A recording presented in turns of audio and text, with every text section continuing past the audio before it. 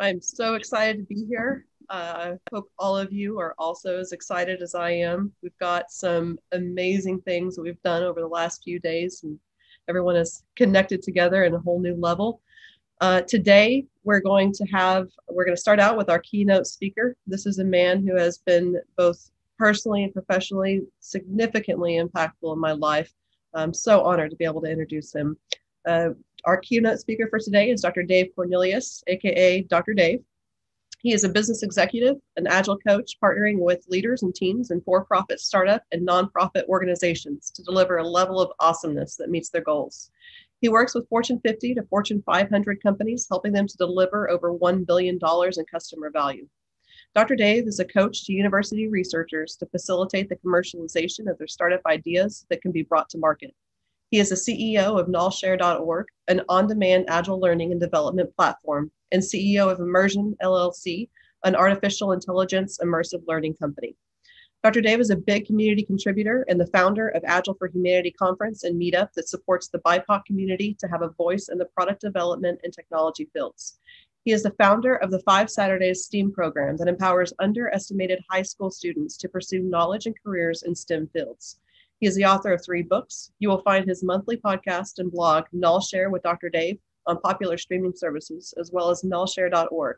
He is a husband, dad, and grandfather. Please welcome Dr. Dave Cornelius as he presents Generative Agile Leadership, Creating Space for People to Thrive. Thank you. Can't wait to start this conversation. Let me start sharing my screen, and then we will get into our convo. So, right. Hopefully everyone could see what's being displayed. Just give me a thumbs up. Awesome. So we're going to talk about generative agile leadership today, creating space for people to thrive. And this is one of my favorite things, is how do we create space for people to thrive so that they could really bring value to the organization. And to me, it's all about helping people to achieve their level of awesomeness. And we use agility as a practice to do that, but it's also about innovation and also about bringing about change. I use the word generative as a context to talk about how do we give rebirth? How do we give new life to individuals that we're working with in our environment? So one of the things that I look at is the big challenge that we run into our world. One of the research says it's estimated that all of our teams, disengaged teams themselves, is about $550 billion in productivity loss per year. And in the grand scheme of things, of all the companies that we have out there, we may go like, oh, that's not a lot, but it's a lot. It's a lot for many companies because we're talking about lost revenue. We're talking about poor team performance and business failure. And so much of this challenge, this disengaged teams are really caused by what I call leaderless leaders, right? And what we're saying is like these individuals who are assigned in these leadership roles are the one who is like stealing the innovation energy from people. These are the people who are creating an environment where people are unable to deliver value for our customers. And this is a real thing. And I used the term leaderless leaders because I found that it was a way to speak about individuals who are not creating value, who are not enabling people to thrive in their space, right? And creating this great value for them. So here's some of the I call it the leaderless leader syndrome. And you can see that there's a bare tree, there's no fruits on that tree, right? And so that tree is barely alive in this image. So what we're talking about is that these individuals, they have unclear vision for where do we go. There's no empathy for the people that they're working with. And when they do any type of delegation to go get work done, there's no accountability in the process. Every time there's a failure, it's your fault. It's your fault. It's your fault. You're the reason why we failed. We're talking about poor execution and value delivery is the impact of these type of individuals. The novelty being crushed. We're talking about your new ideas are not really accepted, right? And so they have this thing, and for any of us who are coaches, we talk about limiting beliefs, but they also have a limiting mindset. And what we're talking about is that you will never be good enough. Your team will never succeed. We will never get to the next level. This is the mindset of a leaderless leader. They are not providing the environment and the space for us to thrive and do well in the organization.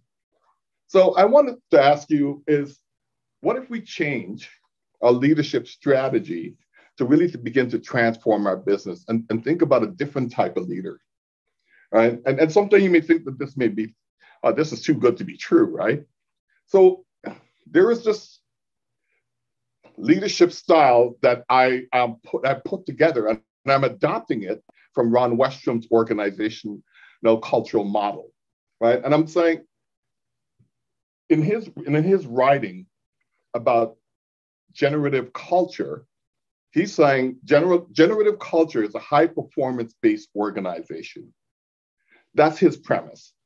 And I'm saying that, yes, generative culture and leadership is the high performing based organization. I go one step further and I said, how about we're in a continual learning space as well? So here are the attributes, the values that a generative leader has, right? We're talking about high cooperation. So we're focusing on teams, we, us, the collective. When I say messengers, he used a different word in some of his definition about messengers killed, but I wouldn't use that. To me, that's a violent term. So I want to say messengers are enabled. So we trust you to achieve our goals. We're talking about risk that is shared. We're going to win and lose as a team. And we're bridging, right? We're doing partnership. We're bringing people together, kind of like what we're doing in Agile for Humanity, right? We're bringing people together so we could partner and have conversations to learn more. When we fail, and we will fail, we want to inquire, what did we learn? We ran a little experiment with me playing around with this immersive view here on here in Zoom, and we all had great feedback in terms of what's really going on with changing the view and how things are perceived to us. And we don't want to fail, but when we talk about novelty implemented, there's a statement that I make oftentimes when I'm working with teams. I say, run the experiment, evaluate the hypothesis. What did we learn from this? Every time we have a new idea, as long as we put a time box around that, we could essentially run an experiment and learn about this new idea that we have, because most of our new ideas are hypothesis. I think about the next thing that I've added, which is not part of Westrum's organizational culture, is the abundance mindset, that we have the ability and capacity to share with others. So when we look at this in a context, is that we want to change the way leadership presents itself to the organization. When I think about leadership, they gain earned influence. They just don't gain influence, it's earned. They have to work to get that influence. And they do that by modeling certain desired behaviors for other people to bring into their own lives, bring this as part of who they are. And so it's through their words, it's through their actions. They provide these patterns of expected behaviors, and those accumulation of those expected behaviors determine organization culture, whether it's good or bad. So I think about Simon Sinek, who wrote Start With Why, and also his book, The Leaders Eat Last. And here's a quote from what he says. He said, the leaders of companies set the tone and direction for the people. Hypocrites, liars, self-interested leaders create cultures filled with hypocrites, liars, and self-interested employees or people. The leaders of companies who tell the truth, in contrast, will create a culture of people who tell the truth. It is not rocket science. We follow the leader, and we see that every time. We see it in a country that's going on today. We follow some leader, and it's going to take us down a path, whether good or bad. So by modeling the right behaviors, leaders could really create a culture that is really generative, positive, performance-based, continual learning, culture that is required for us as lean, agile practitioners to flourish. Those type of leaders, and we have them out there in our world today, right? Such leaders inspire us to follow direction and to incorporate these great leadership values into our own personal development journey, our own, that we could be focused on that we could feel that level of trust and to achieve the goals of the organization. That winning and losing is a team thing. It's not just I lose and you win, or I win and you lose. We win and lose together. It's cool. It's okay. We can have partnership with different people in our organization and have conversations to learn more about what's going on. If we fail, it's okay. What did we learn? What did we learn from that failure so we could get better? And if there's a new idea, don't just crush it. Run the experiment. Evaluate the hypothesis. Because every time we have a new idea, even yesterday when Dr. Mack was talking about an innovation is a hypothesis because we have zero validated learning behind that.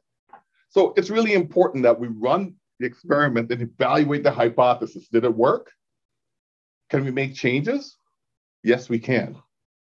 And have the abundance mindset. I use the word abundance because I'm thinking not only that we could grow, but we could share. The growth mindset oftentimes, like I could learn more. That's great. But can you learn more and share with others as well? That's the important aspect of this, of having this generative agile leadership values. So I've spoken a lot for the first several minutes of this presentation. So I am going to drop this Menti code, and I want you to evaluate your leaders, and we're going to see. Let's take about a minute or two. We'll figure out, and hopefully I could do this well. If not, we'll just boot on it. So I'm going to try it because guess what? We're going to experiment and see what we learn. So I'm going to drop this in our chat, and I want you to go to Menti, and see if you could get in and do an evaluation.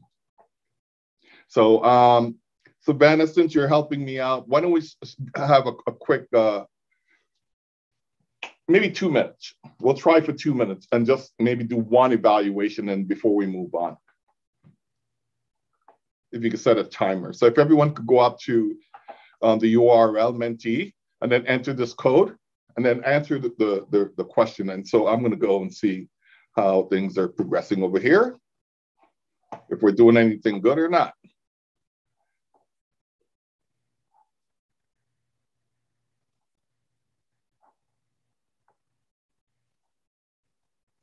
I'm going to stop sharing here and just share what we're looking at in Menti. So feel free to jump in and let's look at how are our leaders.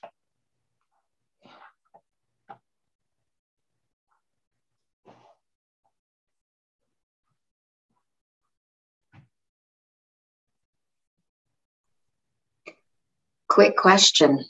Yes. Which leaders are we referring to? Which leaders do you want it to refer to?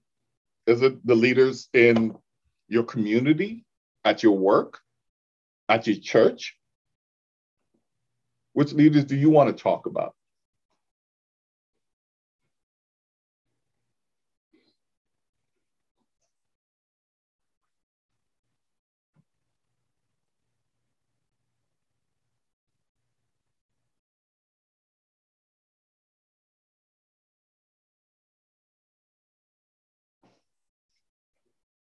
When you think about those people that you're working with, how are they helping you to really thrive in your space? Are they creating that environment that allows you to feel that we're working as a team? Are you experiencing the blame game per se as you're walking through life and you're doing your work? And it just doesn't have to be about your office space. It could also be about your community. Could be your political leaders that we get to enjoy their stuff. All right. And then, Savannah, you could just keep us honest with time, and then I'll save this results, and then I'll ask you another question.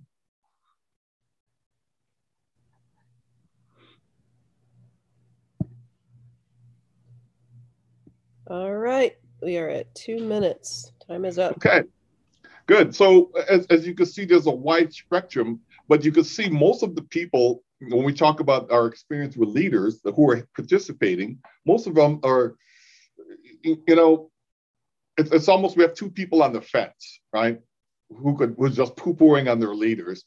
And then we almost have a 50-50 split, 4-6 almost, where, about 4 of you said, yeah, we agree. And we have a strong agreement that we have these generative agile leaders who are making stuff awesome in our space. And then we have about 6 people who said, like, no, we disagree.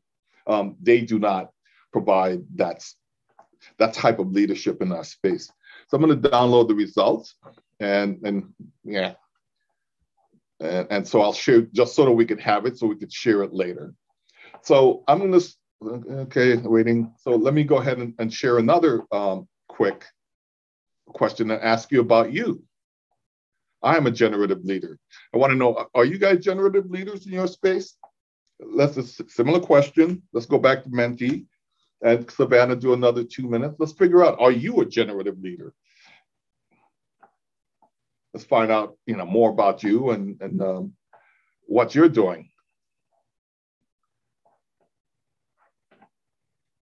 Let's go back to my presentation and I'll share again.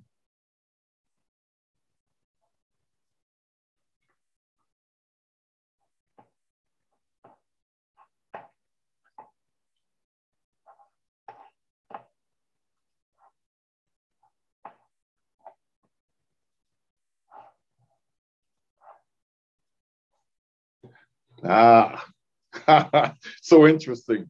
Just seeing like how many people, am I a generative agile leader? 78% say they agree. Well, if it's more like 89%, it's really on that side of the curve, that you guys are, and just give us 2 minutes. Someone just came into the room. Maybe we give them an opportunity, or maybe they, to vote as well. So let's make sure, Savannah, that we're running our time box and we're capturing everyone's response. So 9 people have responded, and I know the last time we had 12. Don't be afraid. Don't be afraid to be honest with yourself.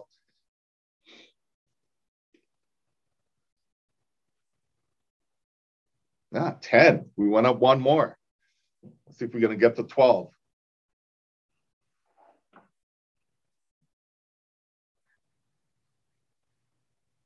Ah, up to 11. See if we're going to get 1 more. And I'm twisting your arms. Come on. Come on.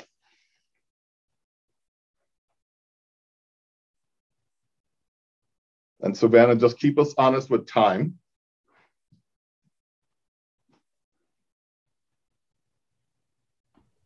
Got about 10 seconds left, Dr. Dave. Okay, appreciate that.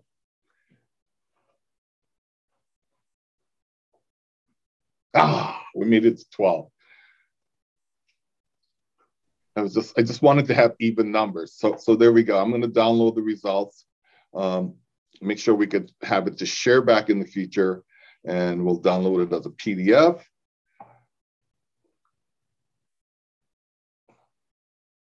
Okay. So in some ways, we could see that as we are going through, am I a generative leader, how we're judging ourselves and we're evaluating who we are, that we have more than 83% of you believe that you are a generative leader. And you know what? And that would not be an unlikely thing, because we're at an Agile conference. We're at a conference where we talk about agility and the way we think about the ways of working and how we think about people. So this is a different breed of individuals who are responding to this. And only 16% shows that, they're not a generative leader, which is good. Thank you for being honest. This is important, right? That we evaluate ourselves appropriately. So you would ask yourself, well, why do we care about this generative leadership stuff? Why is this important, right? I mean, when we have effective leaders that are demonstrating these values into the organization, whatever type of organization it is, right? I mean, we know it saves money. We know that team members, make sure, can everyone see my screen? No, I'm not Yeah? seeing. Okay, let me share again, because sometimes we lose this thing loses constitution. Okay, can you see the screen now? Yeah, there it Yeah? is. Okay, there you go. Just want to make sure that, and then, okay. So it's really important that we have leaders who demonstrate these values. When we get team members to be invested in the right outcomes, right, leaders could create an environment where people could be really super focused, right? Focus on the outcomes and the things that an organization really needs, its goals, right? So they could have more effectiveness in the process. We're in a time where we're talking about the great resignation, right? Where people are leaving their jobs in droves to do other things. Leaders who practice these values and these attributes, we're talking about lowering employee turnover. We're boosting employee performance, right? We're talking about generative agile leaders involve employees in major decisions and give them plenty of room to innovate and experiment. That's what we want. That's what we want. We want autonomy. We want purpose in the things that we're doing. This level of involvement, help all of these workers, these people to feel values and empower them to stick around, in the company for a long time. The leadership style, high cooperation, focus on we. It's really effective in really encouraging teamwork. When you're working in a space where you have great teamwork, where people are working together, sharing ideas, and it's not about just one person shining, that the shine is for the team. It's a totally different culture, totally different experience. When you apply generative agile leadership values, it really helps your company to outpace the competition, because we're talking about the challenge that we started out, $550 billion in productivity loss. Just imagine if we could wipe that away and put that as a side, right? The word generative and generative agile leaders, right? We're talking about giving birth to new organizations, right? And helping to create a certain type of behavior that allows the organization to achieve amazing outcomes. We've seen companies like that out there, and helping to wipe away that high $550 billion in loss. So in the chat, what I want you to do is to throw some companies out there that you think who have generative agile leaders, who are creating a high effective amount of productivity. Why don't you just go ahead and do that now in the chat?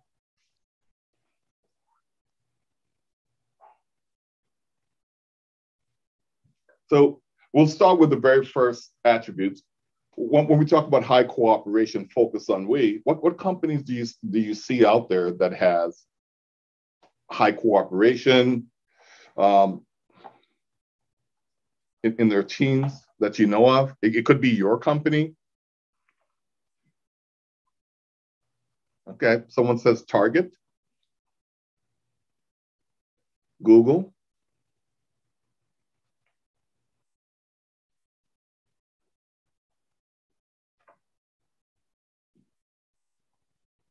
What criteria? Well, high cooperation, that's one criteria. And when we think about people working together. So Dr. Charles Collingwood, when we're talking about, even in your environment as teachers, as educators, let's talk, what does high cooperation look like for you? It's going to be different for everyone.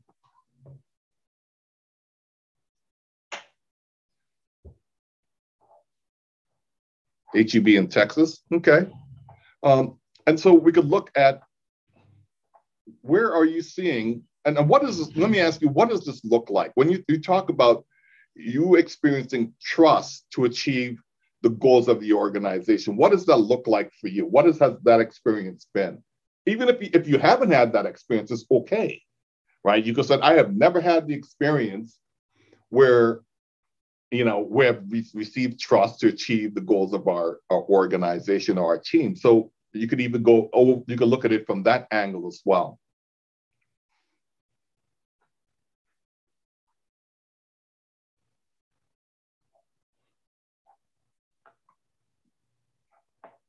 If you notice, they're playing rock, paper, scissors in this image, and it's there for a very specific reason, because if rock, paper, scissors is done well, you don't have any losers, right? I mean, we play this game, in rock, paper, scissors game in the Agile space, right? To show how we could, even though we're competing, we could still collaborate. And that's why this image is here. How about where risks are shared and we win and lose as a team? What does that feel like? What is that experience, right? As we're all running through the streets of Spain somewhere, and we have the bull ride, will we pick this guy up? Or would we just step over him and keep going in the process?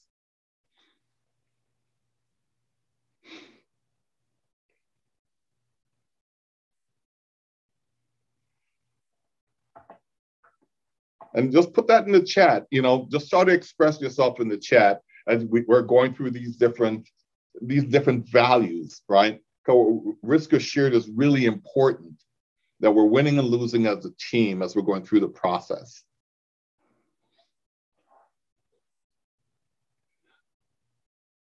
So this is one of my favorite, right? Where we're bridging is encouraged. It doesn't really matter what team you're on. So have you guys ever worked in an organization where you have this high competition between different teams and people aren't partnering and they're having conversations to learn? I've certainly had that experience. So if we could start to build those bridges because as we're going through navigating our business space, because we're in a VUCA world, right? We're in this volatile, uncertain, complex, ambiguous space, and it's been heightened with COVID, right? And we're all working remotely, we're all meeting remotely. So this becomes even more important. What is this like in your space when you have partnership and you're all working together to learn more from each other? Write those things down in your chat, because I want you to start to think through this as we're going through the whole process of what it's like to be a generative agile leader.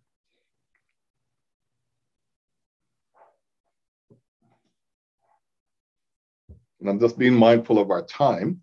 And then failure leads to inquiry. What did we learn? What did we learn when we last failed as an organization? How did that impact the people that you're working with? How did that impact your family? Because sometimes when we fail and we don't ask more, sometimes we take that stuff home, and we have terrible jokes like we kick the dog and stuff like that. We're taking that type of negative energy and emotion home with us. So what would happen if we start asking those questions early? What did we learn because we failed?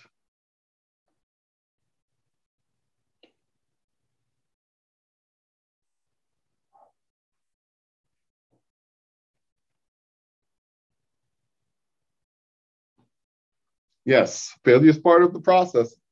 Let's you ask the right question and focus on the right things. Yes. Right. And glad, wonderful, Savannah, that you brought up the idea about hackathons. I love those, right? I mean, that's a great way to evaluate a hypothesis, test it, get feedback, learn. Yep. So let's keep trucking. Novelty implemented. My favorite, run the experiment, evaluate the hypothesis. What did we learn, by going through and being able to try new things in the organization? Is it okay for us to use an AI to make some decisions in a very limited way, right? Evaluate the hypothesis.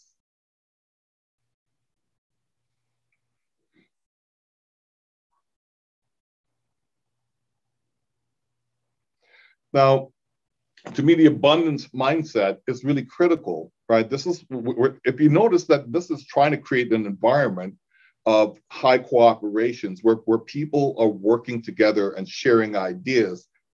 Have you ever worked in a place where people are hoarding information? People are hiding things from you?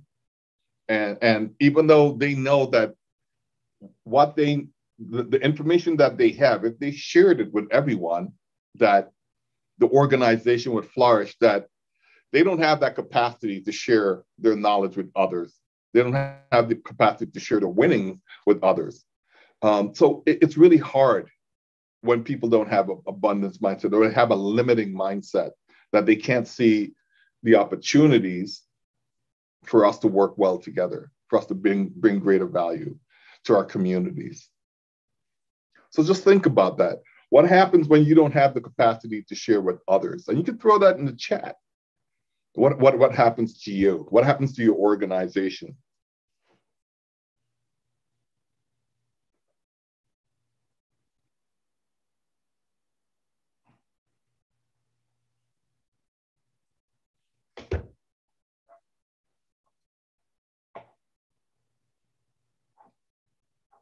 Yeah, those who hoard the information and do not bring their team along for the ride will quickly find themselves as a team of one. Yes. And Chichi, you said you use this, was it you or Patrick used this African proverbs, right? If you want to go fast, go alone. If you want to go far, go together, right? This is part of that mindset. So I'm pulling some of those thoughts that you have shared with me in different conversations. Thank you so much for doing that. So what's next? I mean, one of the things that I've created as part of this whole new type of leadership style that I'm proposing, right? I have a hypothesis that if we use these 7 values, that we will have an opportunity to really build better teams, build better organization, build better experiences for people, but we could also measure it. So I've created a way to evaluate different individuals, and I've removed the names from this. This is actually people that I've actually measured, because I've run this program through several different people in a really large corporation, and you can see that some of the people, and this is just a self-evaluation, right? And we can see that everyone thinks that there are 5, but when it comes to encourage bridging, building things, it's almost like 0, right? And so if I see someone isn't encouraging bridging, I don't see how you could have high cooperation and how you could be shared risk. And there's no way you could have an abundance mindset. There's no way none of this could be possible. And so we always start out first with, let's evaluate and measure where you are, self-evaluation. And we can do a 360 of this where we have the peers look at you. So you can see if this is the case, all of these things are false, right? Would you agree? If so, you could do it an emoji and reaction that this is the case, right? So this is an agile coach, no doubt, who feels this way. And I'm going like, oh my gosh, you answered these and then you don't bridge, you don't partner, right? So the other thing that we look at, that we start evaluating, is that also we looked at a few vice presidents, but this is just one vice president. And I think this person was being a bit more realistic, right? In terms of how they're working with their teams, the environment that they're building, that they're saying like, yeah, we don't have that much high cooperation. We try to make sure that our messengers are enabled, right?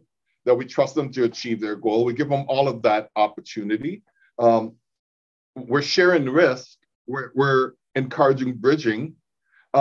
We're trying to learn as fast as we can, right? The novelty, we're trying to get to where we're asking questions. We're learning fast, right? Failure leads to inquiry. We're trying to experiment, and we don't have a perfect mindset, but at least this is a bit more honest of someone doing an evaluation. So as part of the program of the Generative Agile Leadership, we want to measure leaders up front. as a self-assessment. And then on the other side, when we see what's next, we measure them again on the other side to see exactly how are they perceiving themselves in self-assessment. And then we could also do this as a 360, where we go to their different peers, people that report to them, or even people that they report to, and start to evaluate them as a generative agile leader. So we ask ourselves, what's next? And what's next in the process? This is a representation of a golden apple. Right? To me, this is the what's next. And so I'm telling you that, hey, I'm starting a generative agile leadership journey cohort for a limited number of people who may want to go through this. It's a 12-week workshop.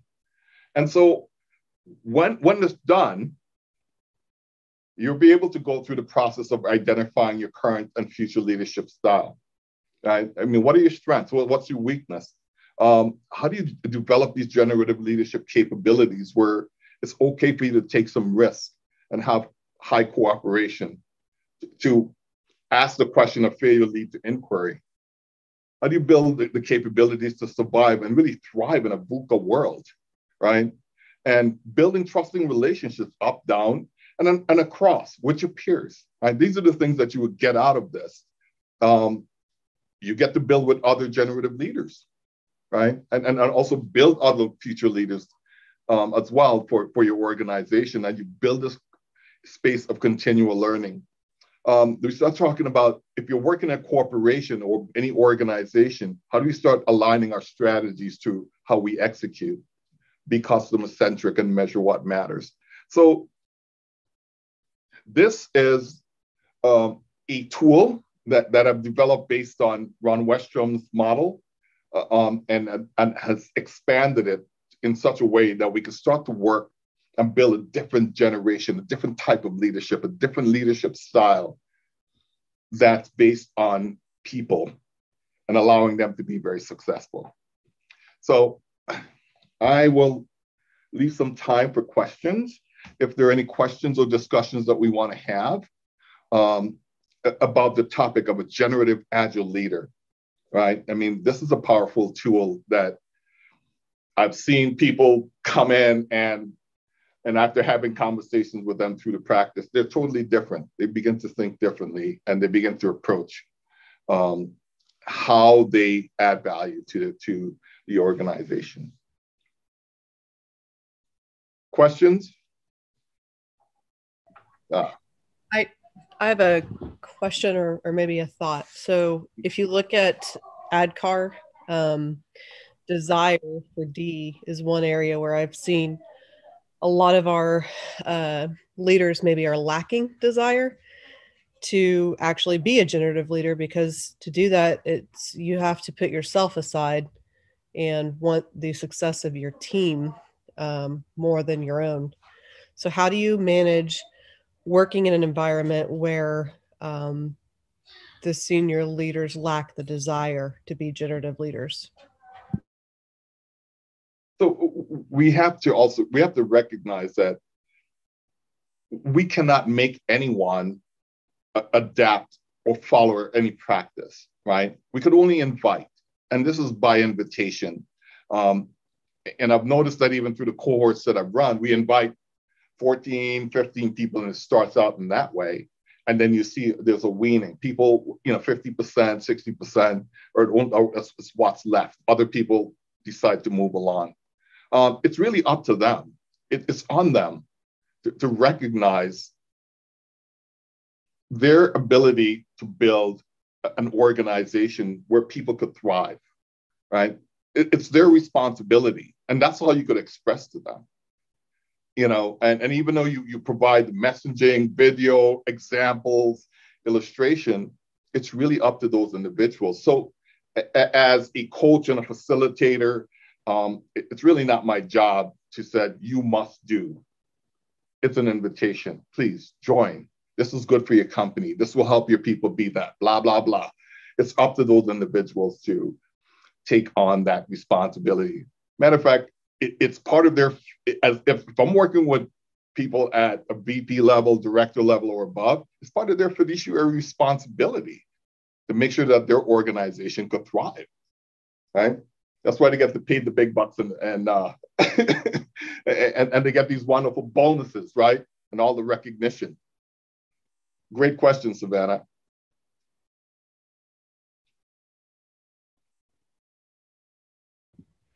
Thank you. Yep, I like that answer. Apologies, my son stepped on a nail, so I'm like, woo. So we have about 4 more minutes. If there are any other questions, let me know. We can answer them. I know someone wants to know where they can take the self-assessment. I could put it out there, and I'll just spin up since I have it in SurveyMonkey, I could just spin up one for this group and fire that off. So if there are any more questions before, go ahead. Yeah, I actually do have a question. A lot of these qualities that are mentioned here, these are all excellent qualities. And I'm just kind of curious, as you were thinking about developing this, how you considered, or if you considered, the diverse nature and qualities of individuals who may have diverse backgrounds. Because I know a lot of times with leadership assessments, they don't necessarily take into consideration some of these kinds of qualities. And I'm just curious if that was if that was a part of your thought process in developing this. Well, it most definitely was, right? Because I come from a diverse background. So definitely it's going to be centered in that. But more importantly, it's not just an assessment. The assessment is part of the whole cohort, right? To me, taking the assessment without going through the experience, to me, it's not valuable because it gives you a false sense of where you are, right? And so as we walk through 12 weeks of learning, what it's like to build trust in your organization, what it's like to enable self-organizing teams, what it's like to measure the things that are really important, that we're not using vanity metrics to think about our organization. So you have to go through that journey. And then so we may evaluate you up front, but if we just evaluate you up front without you going through the journey, I mean, there's no value to it. We have to look at both sides, right? What were you like before? Go through the journey. What are you like after, right? And then you could compare the two and go like, oh yeah. I've had people, who have gone through this journey say like, when I started this, I was just kind of like a performance manager type. I was hard on people. Now that I've gone through this process, I'm just thinking about this so differently. And I realized like how off I was in terms of how I dealt with people, how I built my teams. So you see, you can't just do it up front without the journey. You need both assessment, journey, assessment. It's a process. So it would work for anyone, man, woman, different ethnic backgrounds, doesn't matter. Is there time for one more question? Yes, there's time for one more question.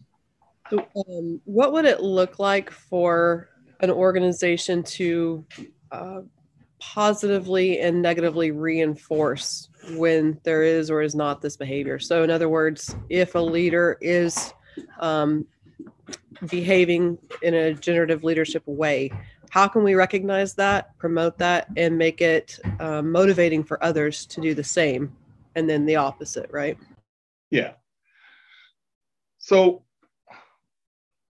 it depends on how people want to be recognized, right? Not everyone wants to be publicly recognized, but we could certainly begin to set up, since we could measure their behavior, right, over these 7 different attributes or values, we could start to give people more responsibilities. We could start to give people more visibility, right? Upward mobility. I mean, there's a lot of different ways we can do based on those different measurements after they've gone through the journey, right? We could certainly do that, right, as one way. And there could be other creative ideas. One thing I like to do is to leverage the wisdom of the crowd. Maybe it's not just my idea, but maybe it's the idea of all the other leaders as well. Bring them together and said, what would it look like for us to recognize our leaders who are practicing these values well? In one context, that's one context. The other thing is, what about the people who report to those individuals? how should we reward those leaders who are practicing generative agile leadership?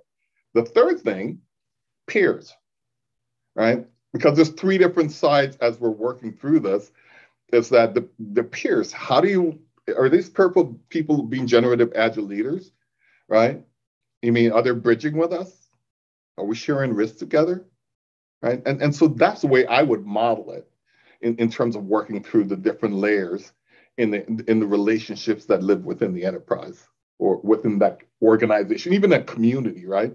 Because I've been in leadership programs with church leaders, and I hear some of the experiences, and you would think it would be different, but it's not. It's just like it is in corporate America. And I'm going like, wow, I was like really surprised by that. So just to let you know, just the different organizations that I've navigated. So.